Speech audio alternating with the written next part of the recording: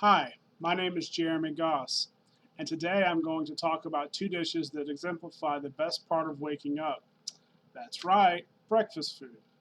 Whether you're grabbing a bagel or pastry out of the cabinet or sitting down to a home cooked meal, most people take breakfast in one form or another. In the US, there's no other food for breakfast that is uniquely American as biscuits and gravy. In Vietnam, the most common food for breakfast is a hearty noodle soup called pho. Often considered the most important meal of the day, the variety of ways that humans break their fast have more in common than you think. The mother's milk of American breakfast, biscuits and gravy, according to culinary historians, has its roots in 18th century America. It was cheap to produce, with the main ingredients being flour and water. Other cheap and common ingredients, like baking soda and pork drippings, were added later for flavor and texture. It was about taking the most common ingredients available at the time and creating something good that would give people the energy they needed for a hard day's work. From this humble beginning came a staple, affordable, calorie dense breakfast for early Americans. And fortunately, that meal in one form or another has been carried across the centuries to the present day. Nearly every diner and restaurant, including fast food restaurants that serve breakfast, has some variation of sausage and biscuits on the menu. I am myself something of a connoisseur of breakfast foods, and I've partaken of nearly every variation of this wonderful southern staple. You can find variations of an egg benedict made with a biscuit, poached egg, and gravy rather than hollandaise. For a nation that is trying to be health conscious, this very dense, carb heavy meal is as American as apple pie. Down here in the South, we have variations with a chocolate gravy. Other variations have spicy sausage or chorizo as well.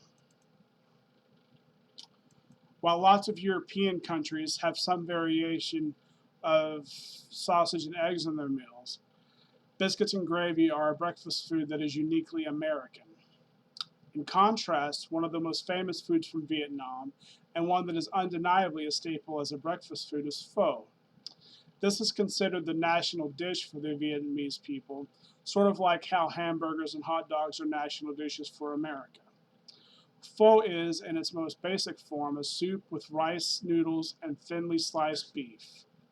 The dish is finished with herbs, chilies, and lime.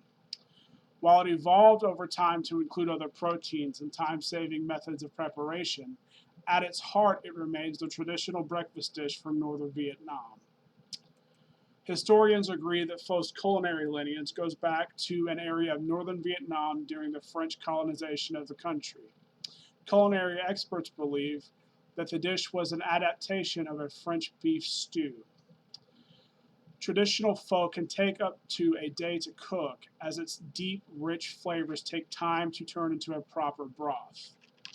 As this dish spread across Vietnam, it began appearing in shops and food stalls across the country.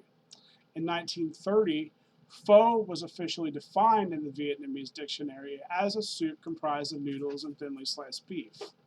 As the 20th century progressed, economic collapse threatened the survival of the dish in the food industry. But fortunately, the dish was picked up by street vendors who, in secret, kept the traditional dish alive during rationing periods. During the Vietnam War, around 1 million northern Vietnamese residents migrated to the southern part of Vietnam, carrying this now traditional recipe with them.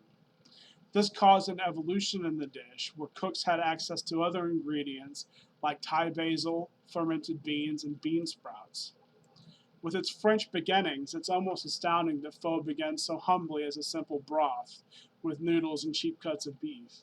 Like biscuits and gravy in the US, this peasant breakfast dish became an iconic dish in Vietnam and subsequently across the globe. It is now part of the culture of Vietnam, with immigrants bringing that tradition with them to new shores to introduce even more people to it.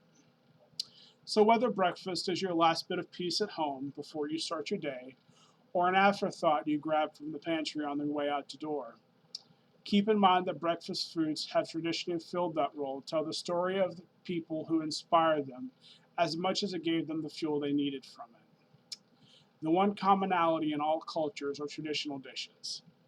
and through sharing and understanding common foods, we learn a little bit about the culture that created them. Food is a global language.